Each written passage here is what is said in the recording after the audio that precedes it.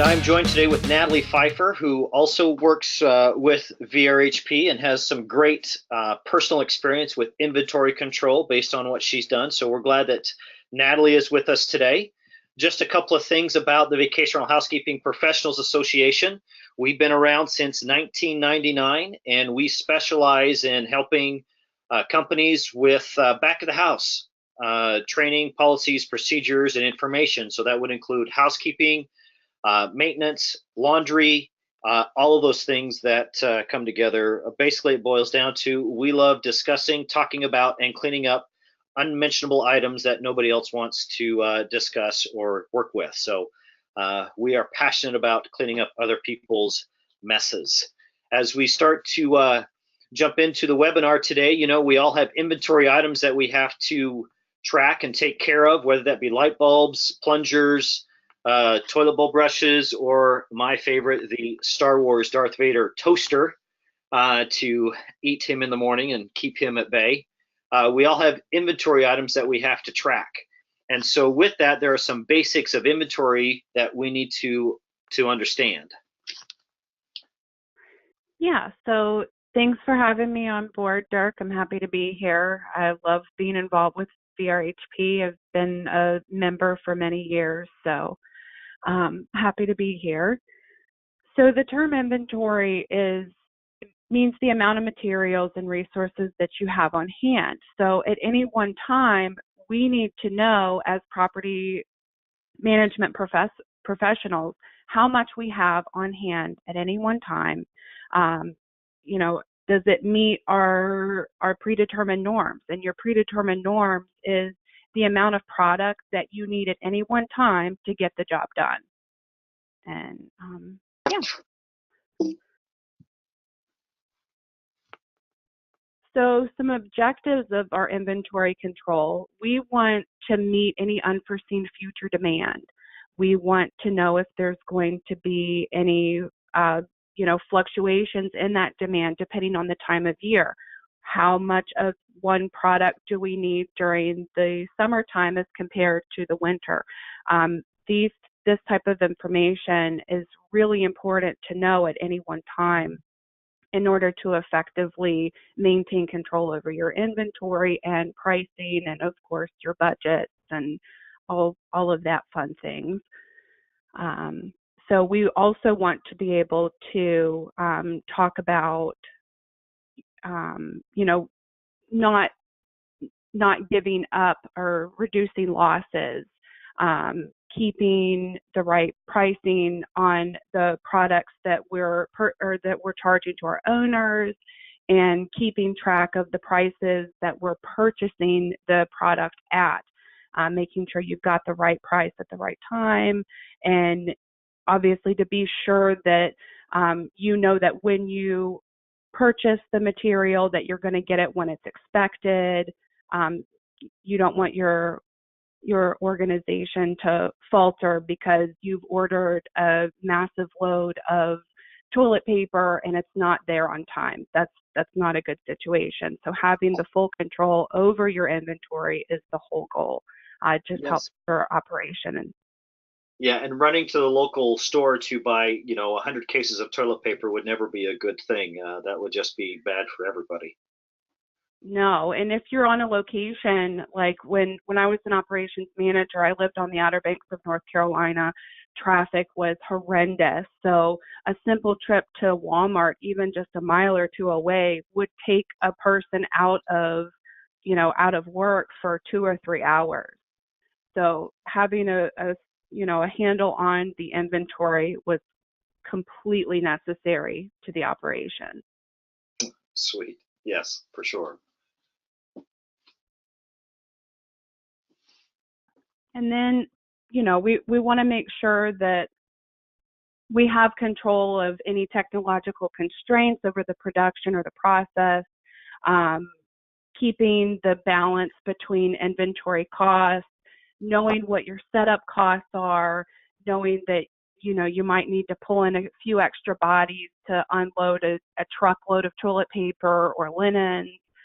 We need to keep track of all of these costs associated with inventory.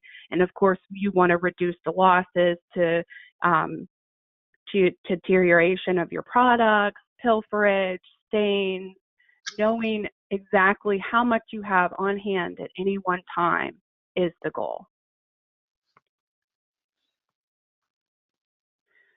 So factors affecting your inventory control. It's the type of product. Is it your vacuums? Is it your linens? Is it bolts and screws?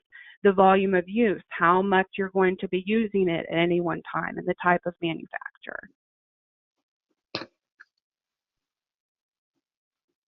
So some benefits of inventory control is to obviously have enough material on hand for you to get the job done.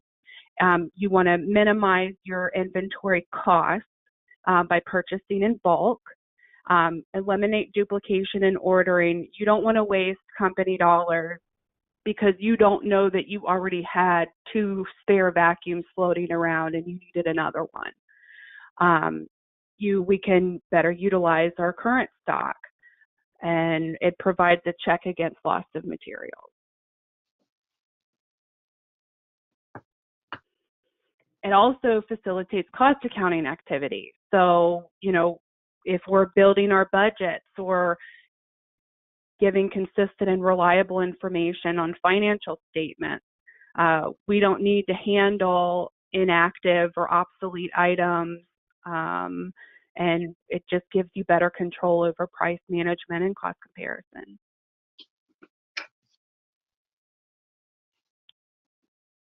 So the type of inventory costs, that you need to be concerned with are your purchasing costs, inventory carrying. How much does it cost you to hold? Are you having to hold your inventory in a storage facility? And then, of course, your out of stock or your shortage costs, like your last minute runs to the store on a busy turnover day.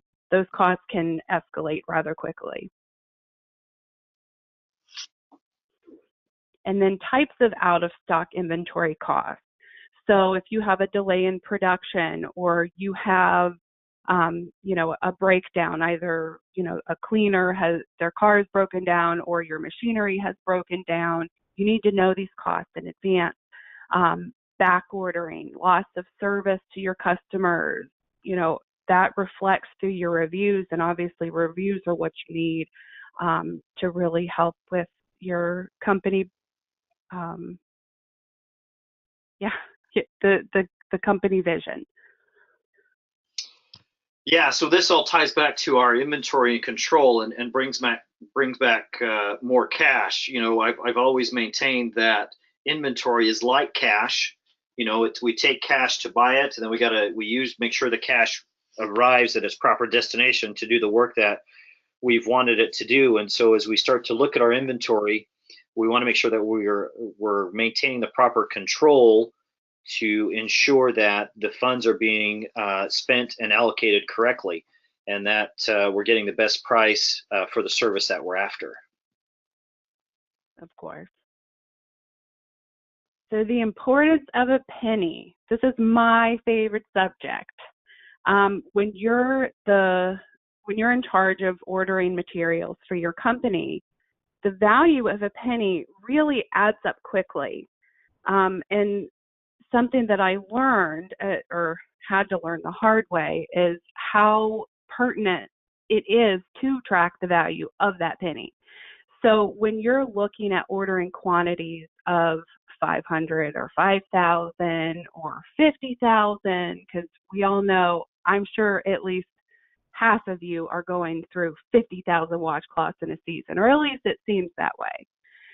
So if there's a cost difference of, let's say, 7 cents, as we have on this slide, there's not much if you're ordering one or a few items, but as you order more quantities, those savings really rack up. And of course, if you're in charge of ordering, it's also you're in charge of the bottom dollar for a company. So you need to look out for your profit margins. That the importance of a penny really adds up quickly. It really does, and the importance of a penny, then that $35 or $350 then could be reallocated to new tools, or maybe even a little bit of extra time to a staff member to be able to get some some items done that just are imperative for the overall look and feel and care of the guest or the company, for sure. Exactly. Yeah. I mean, that $350 could send, 3 or 4 people through a VRHP seminar. It's Oh, just the possibilities are endless. Is where you can reallocate those added savings or just keep it in the company bank. yeah, for sure. Excellent. hmm So price negotiations. The purpose of negotiating price is not to weasel your way out of a good deal or leave a vendor hurting, but you want to get the best price and you want to make sure that you're, again, looking out for the company dollar. And there are plenty of ways to do this that are professional and that are friendly and that will not negate your relationship with the vendor. Here, some tips would be, can I get a better deal if I order in bulk? Because most companies, the more you order, the better they have, or the more sway they have in their pricing.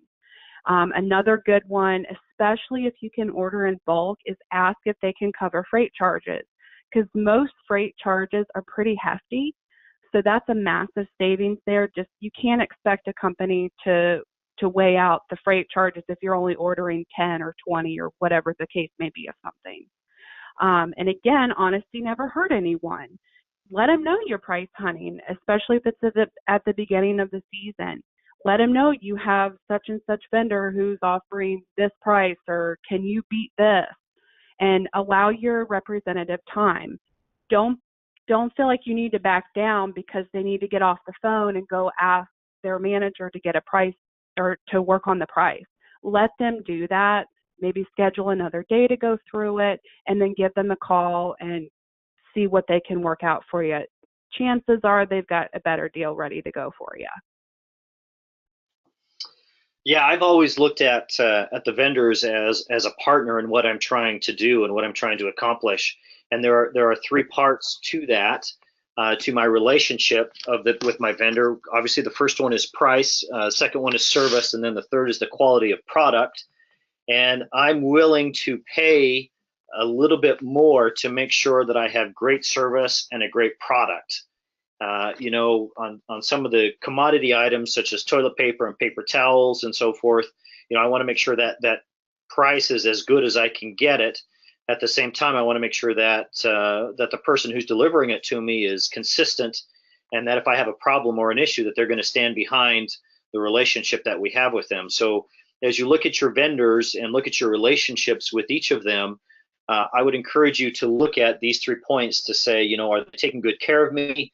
Are they returning my calls in a timely manner? If I have an issue with a damaged product or something like that, are they replacing that quickly? And are they just taking, the general good customer service? We all know what it feels like, and I would encourage you to make sure that you're able to receive that.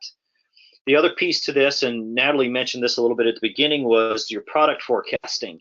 We all know that we've got, depending on where you're at, 16 weeks of a busy summer, or July 4th is coming, or Christmas is coming, or whatever the case may be. And so being able to look into that crystal ball, so to speak, and say, I need, I need 50,000 rolls of toilet paper.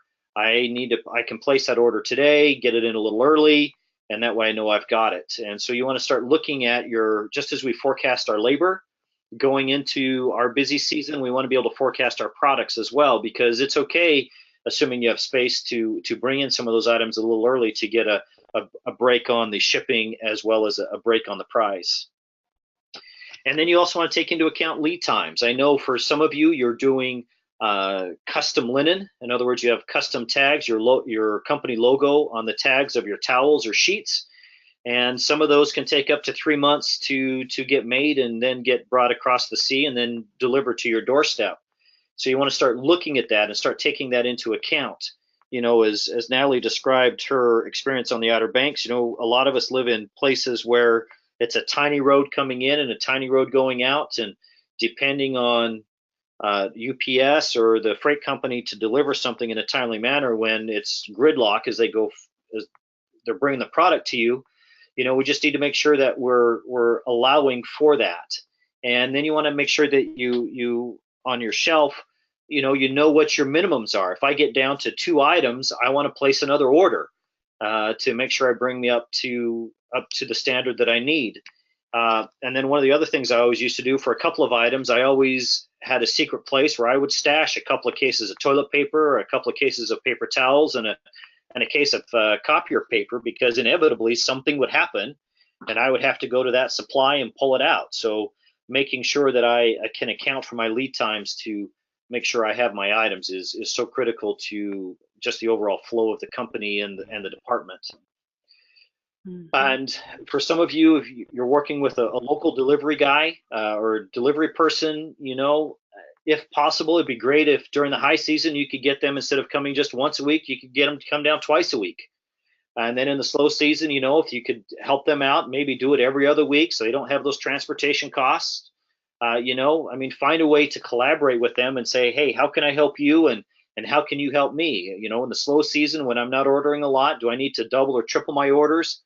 Understanding that in the high season you're going to deliver more to me. I mean, talk to them. I mean, there's all sorts of reasons to look at them and ask them to help you find the best way for them to get your product to you, because a guest without toilet paper just is never a good phone call to get.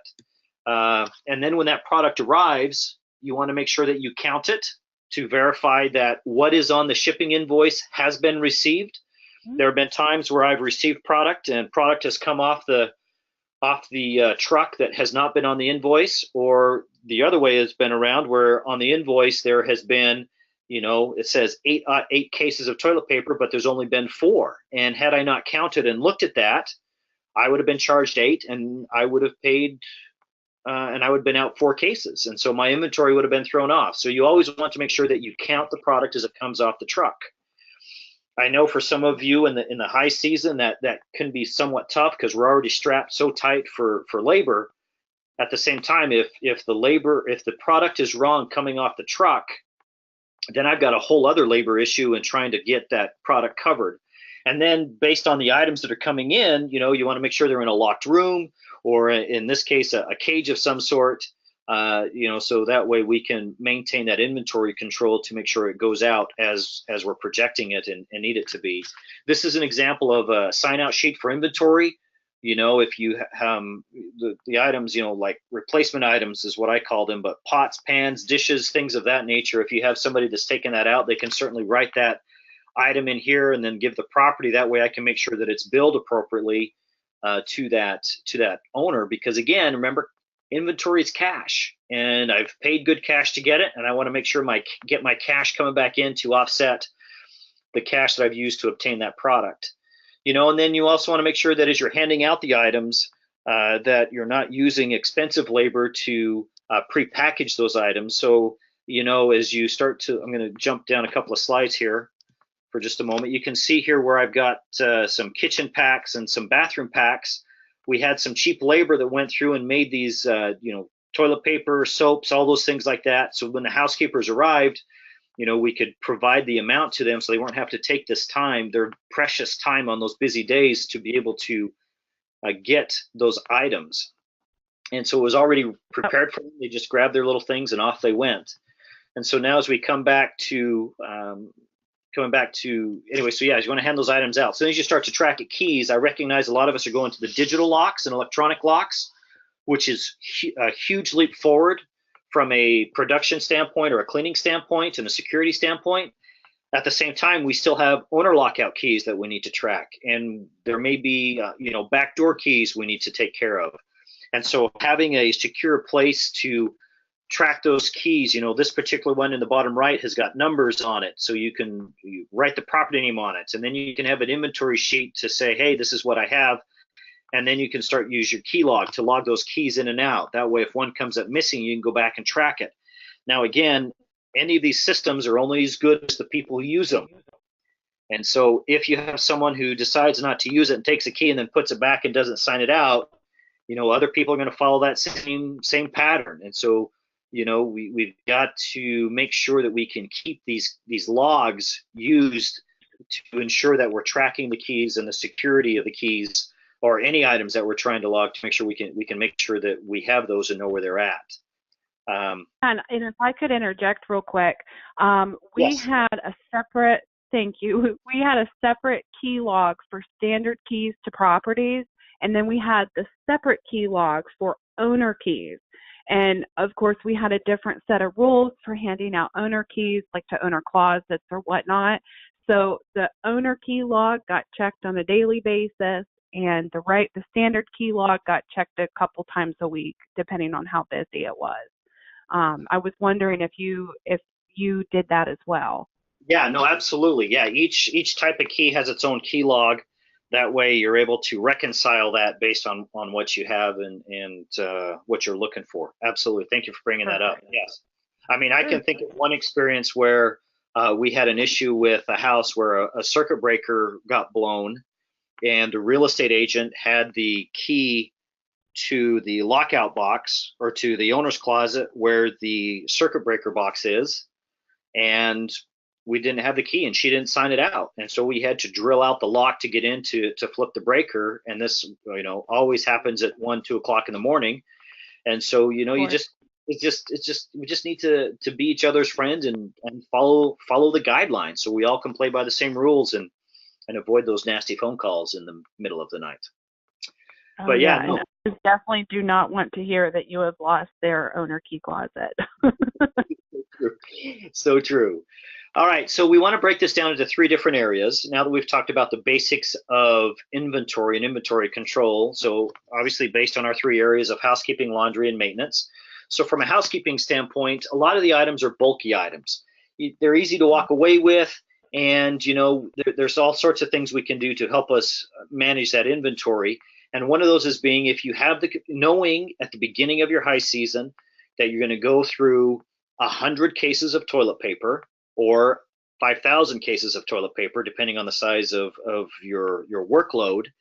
If there is a way for you to order a semi truck, whether that be full of TP or half of toilet paper and the other half of paper towels, if there is a way you can do that, again, going back to what Natalie described up front of being able to maybe get that freight, shipped, the freight paid by somebody else. Not only that, if you're ordering a whole truckload, then your price per roll drops dramatically.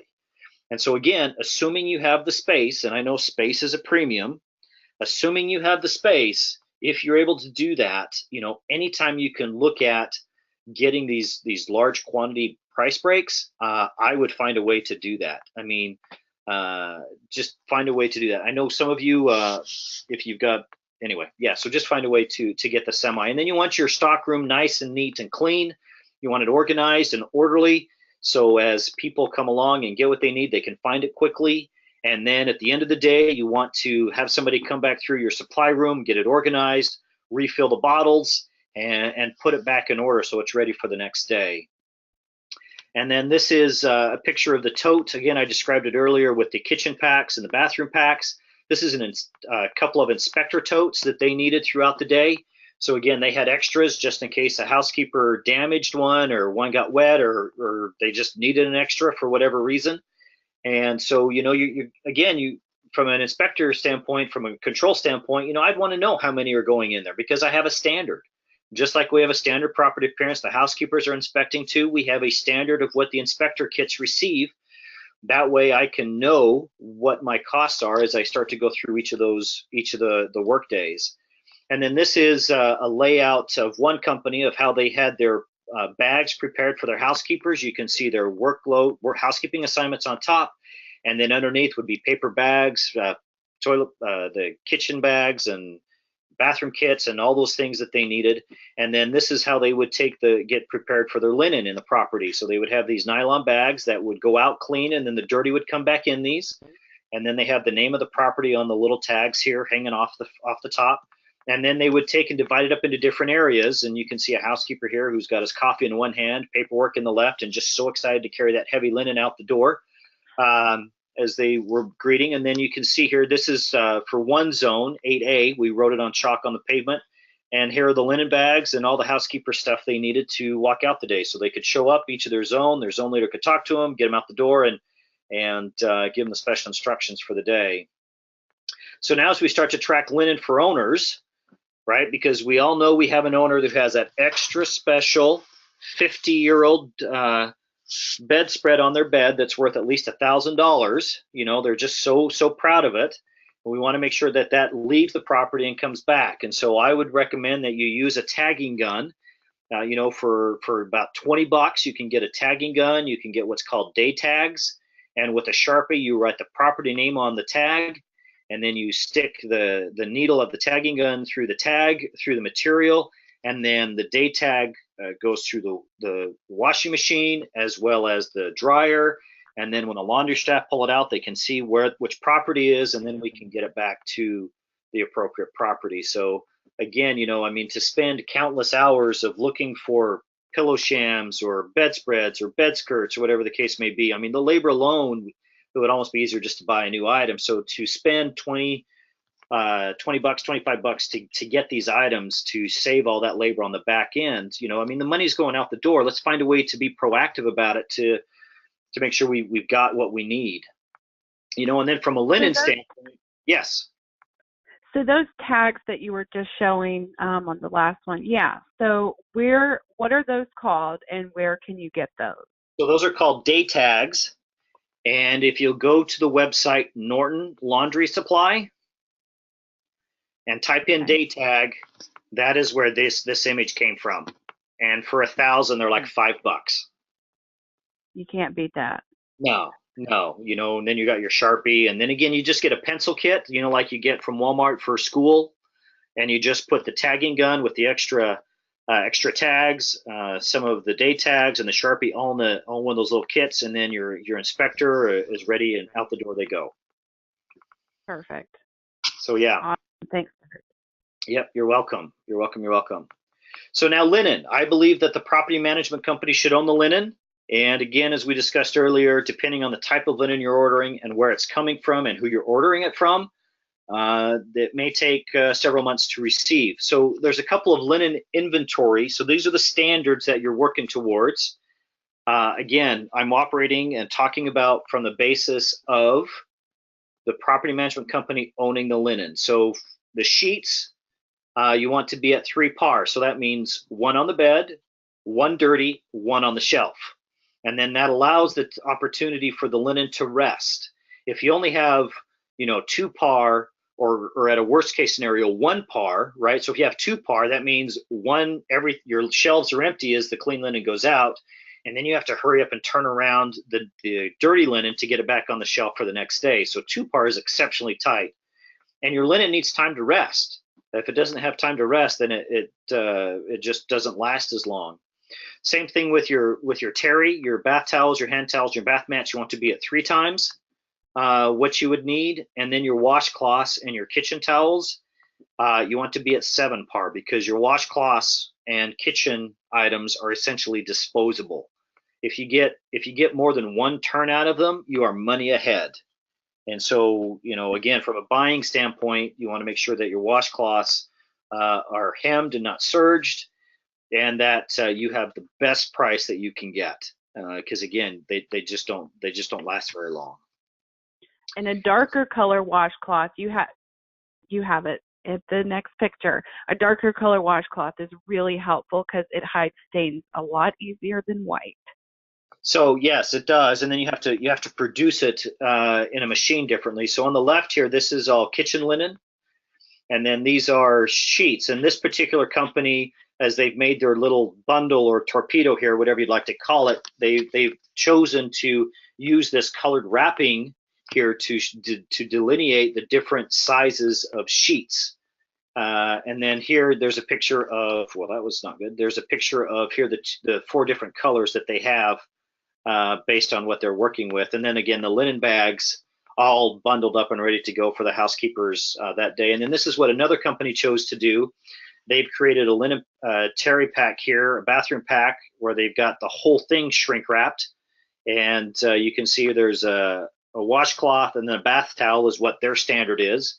So then this can be put in a towel in the linen bags, or if a housekeeper wants to make sure they have a few extra, or the inspector wants to grab a few extra, they certainly could just grab these bags, these shrink wrapped bundles, and out the door they go.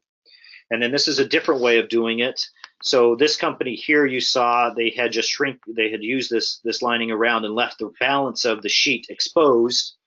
And then this particular company, they have shrink wrapped the whole thing, the little torpedo there, so it's all protected. If you are going to shrink wrap it, you do want to make sure this whole thing, as this particular company does, you want to make sure that they are 100% dry, because if there's mold in there, then, or if there's water in there, it will mold. And so that's just something to be aware of as you go forward. From a maintenance standpoint, I'm an advocate for trying to get wholesale pricing. What I would do is I would go to one of these local stores, because all of these stores are locally owned and operated, and speak directly to the owner, and then say, you know what, I'm a property management company. I want to bring in my business. I'm looking for a wholesale price. That way, you make money and I make a little bit of money. So that way, when I bill the owner, on the owner's statement shows the retail price of the item that was bought off the shelf. So essentially, you get access to the entire store at a wholesale price. And I even went a step further and know of companies who have gone a step further where they've actually taken and built some pegboards on wheels, because they had a small area, and they would, put the pegboard on wheels and get some of their most common items in their warehouse, so the maintenance guys wouldn't have to go to the store all the time. And you could even set it up so this company owner even comes to your location with a bin of items you need for that day or for the next day. I mean, there's all sorts of ways to look at this relationship. And I do know that Ace for sure has a business to business model, and that's the one that I have experience with. And those local owners are just excited to work with you and be able to get you that wholesale pricing. And that way they make money and you make money as well. And it saves time. I mean, the list just goes on and on. So I would find a way to get the wholesale pricing. Again, you've got to make sure from your space standpoint, from your storage standpoint, some of the items can be super expensive, and some of the items can be super, super tiny. I mean, if you're looking at a 1/4-inch grabber screw, or even, if you're still cutting keys with a key machine, a box of keys is super expensive. And so you want to make sure that those are all tracked, and that you're able to account for those in your inventory, and that you're able to bill for those items appropriately. And then this is a picture of, again, a portable maintenance bin. So this could go in a truck, or this could go in someone's personal car if they were just a seasonal maintenance tech. Again, there's an inventory standard for this. So at the end of the day, they would replace the items that have been used. And then you could track that to make sure they showed up on a work order, to make sure that they get billed appropriately. And then this is their light bulb pack, light bulb bin. Again, inventory, there should be a standard of what should be here, so then they can be billed or at least tracked to know. And if you're changing light bulbs and not charging the owners, then you can at least tell the owner on the owner statement and say, hey, we replaced 3 light bulbs while we were there. Just wanted you to know. Because again, I don't think we're telling the owners enough about the stuff we're doing that's part of their contract.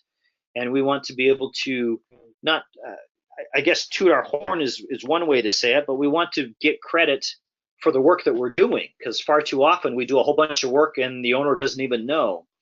And so being able to track this inventory in a way so the owner can know is so critical. So again, we're back to the slide we started with, which is inventory plus control equals more cash. And we want to make sure that we are being good stewards of the cash that we have been given responsibility for, and that we're just able to be good stewards. So what questions do you have? On the right-hand side, there's a control panel, and there's a drop-down box for questions. If you wanted to type in your questions, Natalie and I will start to look at that, and then we can answer your questions and help you succeed in this relationship between your inventory and your vendor, because I know many times it can be volatile. Natalie, from your experience, about how many vendors did you work with in a season in rough terms? I had it down to about 4. I managed housekeeping and laundry, so I worked with 2 different suppliers for trash bags, my chemicals, and the pumice stones. We absolutely loved the pumice stones. So And then I had one that handled or came in and checked the chemicals for all of the laundry machinery. So yeah, just about 3 or 4 in a season. And then during the off season, I vetted more and, um, did some more price haggling during the off season. So Yeah. what about you? So you made one comment I want to bring up, and that is you said that you had two vendors that you bought trash bags and different things from, and I am Hmm. all about redundancy, because if one vendor has an issue, I mean, if their supplier has a logistical hiccup and isn't able to get you the product that you need, having a backup supplier is crucial to my success. So being able to have that is important to the success of the organization. That's great. I'm glad you said that. How many did I have? I would say at the most I would say right around 15, and that was, I mean, we were Wow. in that particular organization. We were looking at we were purchasing HVAC units. We had a plumber on staff. I mean, we had many things that we were working with, and trying to track all that inventory. I mean, it certainly has its challenges. Yeah, and tracking inventory can be a little daunting, but once everything is set up, it just becomes a breeze. You just check it. If you have if everything's documented properly and something comes up missing, then hey, all of a sudden you have 3 or 4 different places that you can start doing your research to see where those items went. And 9 times out of 10, it was just an item that needed to be billed and hadn't been yet. Mhm. So. Yeah, that's yeah. So again, having us, anyway, yeah, tracking it to make sure it got billed. Absolutely. So a couple of things to consider here from a VRHP standpoint. We do have a couple of upcoming webinars. These are a few over the next 4 months. Again, they are free to anyone who wants to attend. So if you have a a counterpart on the other side of the world or country that could wants some information here, you're certainly welcome to attend. And our contact information is here if you'd like to reach out with any specific questions, whether about the seminar or about something else. Um, Leslie has yes, asked, do you know who supplies the laundry bags with the shoulder straps that were in the slide? I do not, but I know who to call to find out. So Leslie, I'll find out and I let you know. I know. It's actually cleanersupply.com. There you go. I ordered the exact same kind for the company I worked for. Cleanersupply.com. Look at And that. sign up if you sign up for their email list, they have some really great deals, and I am all about a deal, and they always have their laundry bags on special. I'd say probably once a month. So cleanersupply.com. Excellent, excellent, excellent. Very good. All right. Well, thank you everybody for attending. We're glad you were with us today, and this recording will be posted on the VRHP YouTube channel, and we will go from there. Thank you so much. Have a great day. Thanks, Thanks, Natalie. everyone. Bye.